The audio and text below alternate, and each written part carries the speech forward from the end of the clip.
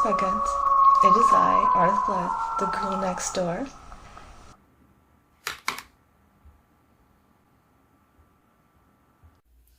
Hello, my Spuggins. It is I, Arth Blood, the ghoul next door. Your favorite ghoul fiend. And this would be an episode of my 2025 Halloween. And I haven't done a movie review in a while, so I thought I would do a movie review on my favorite movie.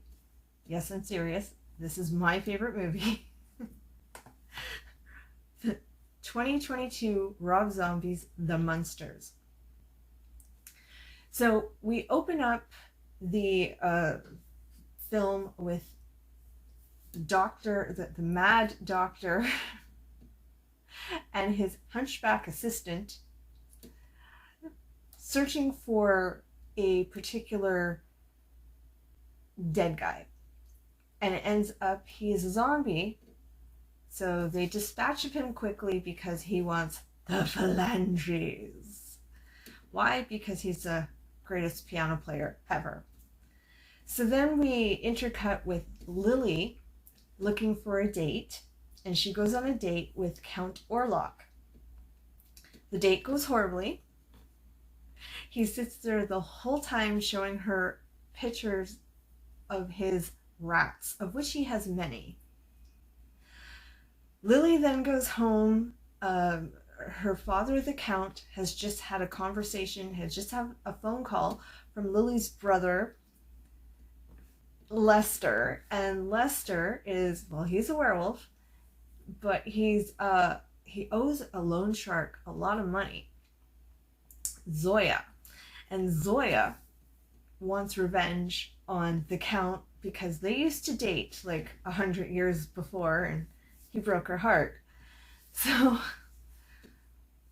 we then see Lily and the Count having breakfast the next morning, discussing the situation. They're discussing her love life. They're discussing her brother Lester and his money issues.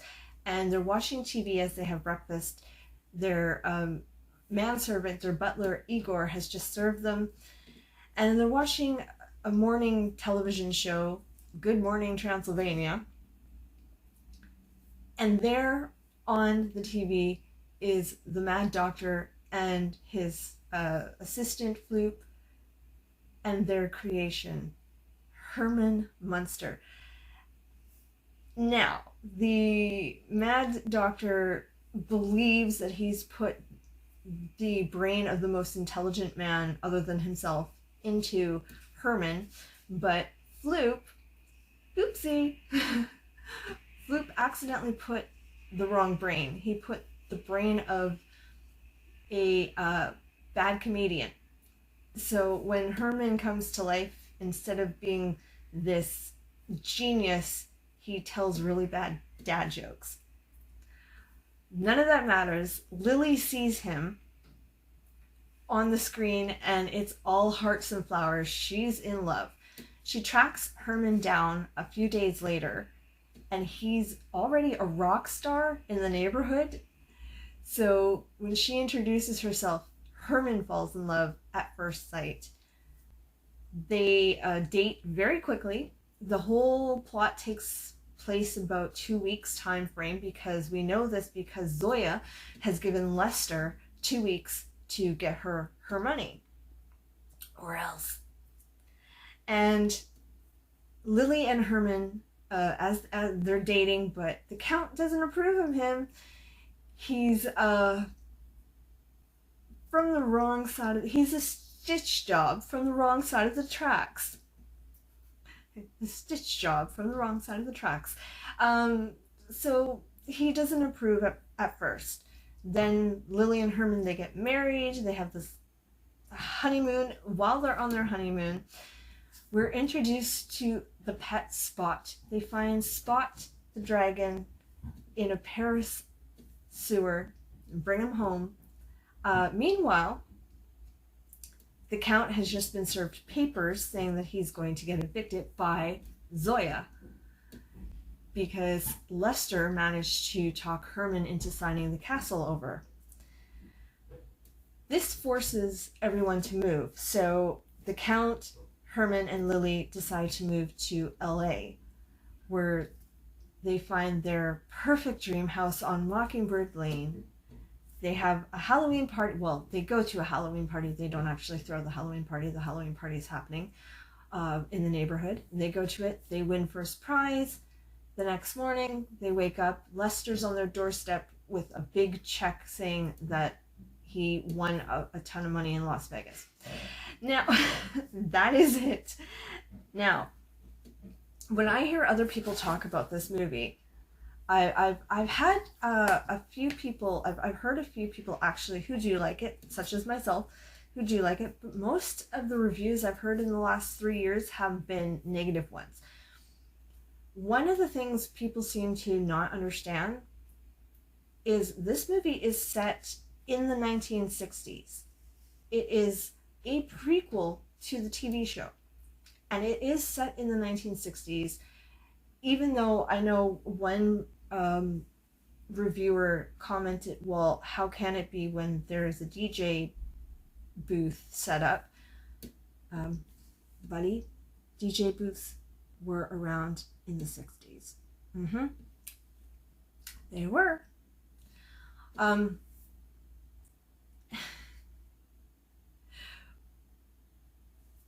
But the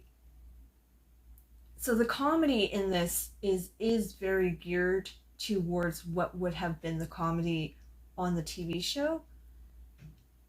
One-liners that are just really bad, dad jokes, very innocent kind of way they talk. There's even a Leave It to Beaver. I don't know if it's actually, so I never actually watched Leave It to Beaver, so I don't actually know if the clip they use is an actual Leave It to Beaver or if it's like Rob Zombie's version of Leave It to Beaver that they're watching on TV, the doctor and Floop, when Herman tells him that he's going to get married. I want to say that it's a Rob Zombie's version of it.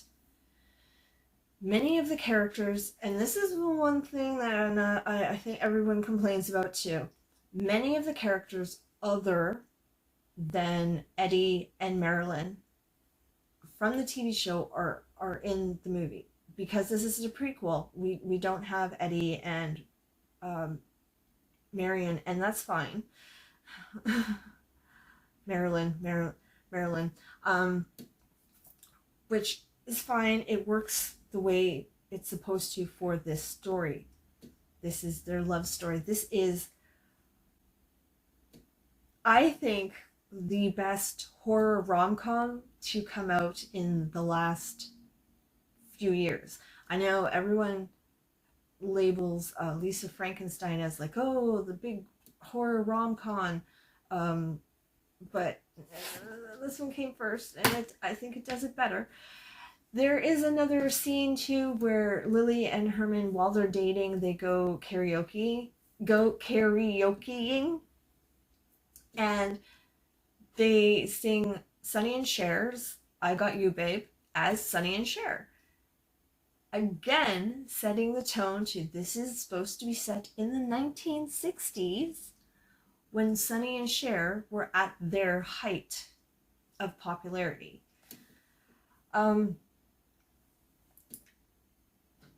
Having the Count, and again, another thing people seem to complain about, the reviewers complain about, is the fact that the Count and Herman, for the first half of this movie, kind of butt heads, and they're not buddy-buddy like in the TV show.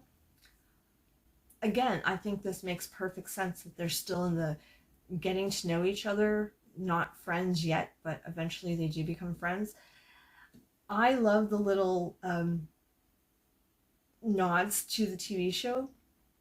There's a line in the film near the end where Herman screams, "Car 54, where are you?"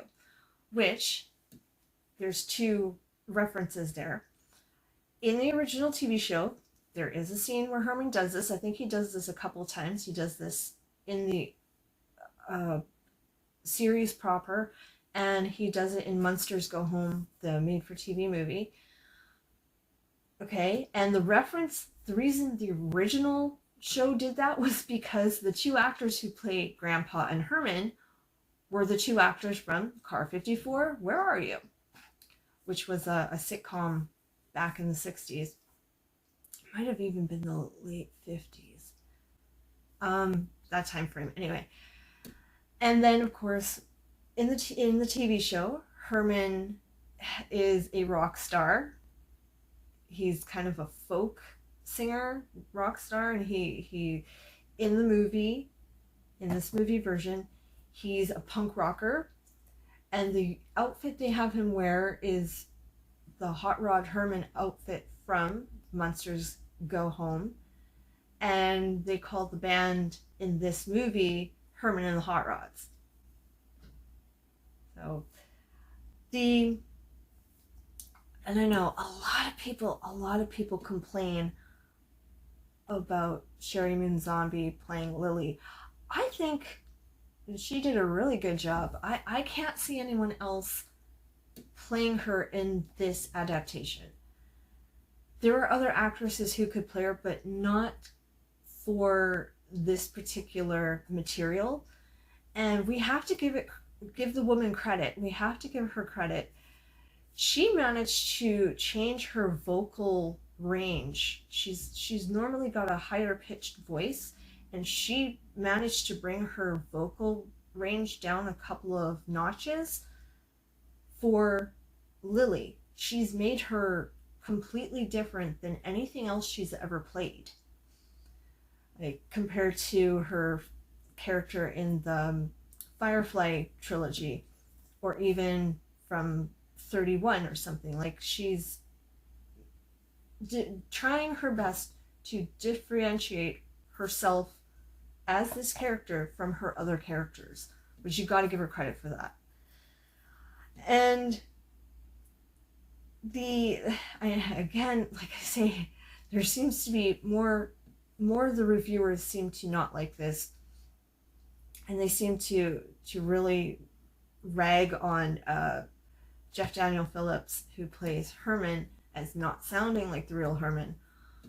Well, you gotta remember, this character, who was originally played by Fred Gwynne, and about 5-6 other actors since then in reboots and remakes and movies and stuff, each one has tried to copy Fred Gwynne, and it hasn't really worked. For Jeff Daniel Phillips to say, no, we're going to take the idea Fred Gwynne gave and put our own twist on it, it does work. You guys you got to give it another chance. So it is a cute little love story, and once more, I've heard other reviewers complain about, well, you've got all the main cast playing at least 3 characters each. Well, yes, because they filmed during COVID. They kind of had to limit their cast and crew. So you've got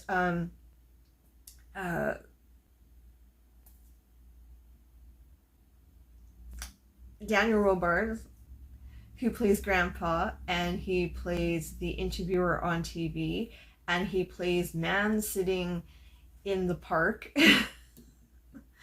You have Sherry Moon Zombie playing Lily. She also plays the newscaster, the female newscaster. You have Jeff Daniel Phillips, who plays Herman. He also plays Zombo, and he plays Shucky, who is the bad comic. You have Richard Brake. He plays the Mad Doctor, and he plays Count Orlok. And if you didn't know, Cassandra Peterson, who of course is Elvira, she plays the realtor who helps them find their house in Mockingbird Lane. I love this movie. This movie, I pre-ordered this before it came out. I got it the day it came out on Blu-ray. I think I have seen it close to 250 times in the last 3 years. It came on Crave, so not only do I have the Blu-ray, but it was on Crave here in Canada for like 2.5 years from. Oh my god, my phone shut itself off. It said I hit my maximum storage space, so I had to dump the footage. And all right, where was I? It was on Crave from like the day or two after it was released until this past January. So it was about 2 years, not quite 2.5 years, that it was available on Crave here in Canada. So yeah, this movie it has become my absolute favorite movie. Like, not just my favorite Rob Zombie movie, but my favorite movie in the last couple of years.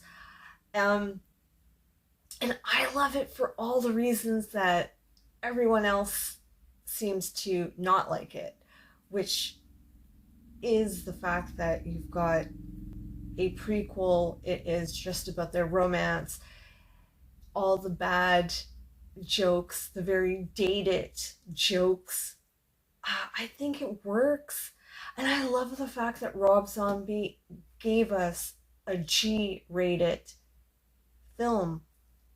I think that was something else other people were kind of upset about, was the fact that here he is known for these extreme R-rated movies, like kind of bordering sometimes on NC-17, if they might even be NC-17 in some places. And he gives us a 180, and he gives us a G-rated, family-friendly film. I love that. I love that. The soundtrack too. The soundtrack is on Spotify. Um, I know they were putting the soundtrack out on vinyl. I wasn't able to get that. I wish. But it's on Spotify, and there's a song, probably one of my favorite ones that are on there. There's a song called Disco Vampire, and I like it because it's used in a scene where Lily is at the end of her date with Orlok, and he's kind of like led her back to his tomb, to his crypt, and he does this little disco. He tries to seduce her by dancing this disco thing. So the song is in there, and I think it's so cute. The subplot of Orlok being obsessed with his pets, that plays a part later in the near the end of the movie, when once they are considering going to America, and once they're there, they're reading a paper, and he talks about his rats. In one scene, the newspaper says that he was eaten by them, and then later another newspaper says no, he wasn't. So there's this running kind of gag with the rats, and of course you have Igor, who is the family butler, and he in the TV show, Igor was a pet bat. So how did Igor become a pet bat? Well, it was one of the Count's concoctions, one of his magic spells gone wrong. And we have a little bit of the Count's of Grandpa. He's not Grandpa yet. He's just the Count. We have a little bit of his being a mad scientist himself, because in the TV show he's a mad scientist, and that's shown more so too with some of the crazy, wacky plans, schemes that him and Herman throughout the TV show kind of get themselves into trouble with. And then in the I want to say 1995, I believe, was that there was the Here Come the Munsters TV movie, which sadly I do not have. I wish I did. And then there was the Munster Scary Little Christmas. And in both of those ones, Grandpa, or the Count, depending on which way you want to look at it, he turns himself into, I think it's one of them, he kind of turns himself into a female. He does a drag thing, like a female cop. And the other one, he accidentally turns one of his concoctions, turns Santa into a Christmas pudding. So you have a little bit of that in this movie, not to the extreme. There's a scene where the Count is trying to make a husband for Lily with a magic spell, and he just ends up with a dancing gorilla, which is another throwback to the TV series. There are so many cute little nods to the TV series that, again, I think some people have missed. Yeah, like this movie, I can't gush enough about this movie. So, Rob Zombie's The Munsters, one of the better remakes, yes, if not the best remake of the movie remakes that we've seen in the last 30 years. So, okay, I better cut this off before my phone decides to cut it off for me again. So, until next time, creeping screams.